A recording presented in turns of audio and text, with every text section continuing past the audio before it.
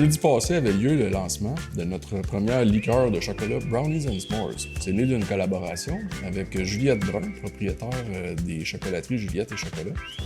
La collaboration est née lors d'une conférence de l'Institut du leadership avec la Chambre de commerce et d'industrie du Grand Roussillon. À force de discussion avec Juliette, on a proposé de faire un produit à base de chocolat. Puis après avoir étudié ses meilleurs vendeurs, Juliette nous a proposé le top 3 et le meilleur vendeur qui sortait de loin au travers des autres, c'était Brownies and S'mores. Donc avec nos chimistes, on a réussi à aller chercher les saveurs, combiner ça avec un spiritueux et un alcool pour produire une liqueur de chocolat Brownies and S'mores. Le lancement a super bien été. On avait environ 50 à 60 personnes, des gens de l'industrie, des influenceurs, des gens d'affaires de la région qui sont venus côtoyer toutes les autres personnes qui étaient reliées au lancement de ce produit-là. Donc, on est vraiment fiers de ce produit-là. C'est le premier spiritueux qu'on fait en collaboration avec une autre entreprise, mais on espère que ça va être le début d'une longue association. On a certaines autres saveurs qui sont aussi sur la planche à dessin.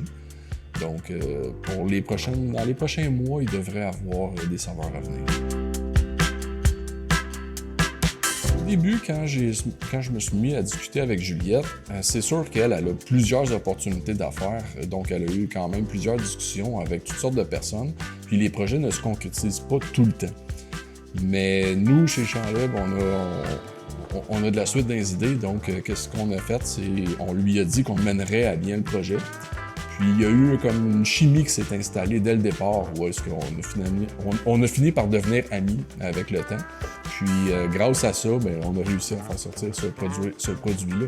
Donc c'est quand même un peu complexe quand on a deux entreprises qui font une association ou une alliance de deux marques, deux images de marques différentes. Mais on a réussi à quand même bien le combiner pour faire un produit qui se distingue du marché. Il n'y a pas de liqueur de chocolat québécoise dans la SAQ présentement. On a un produit qui n'est pas une crème, c'est un spiritueux. C'est à 23 % d'alcool, donc c'est pas quelque chose qui est très, très agressant.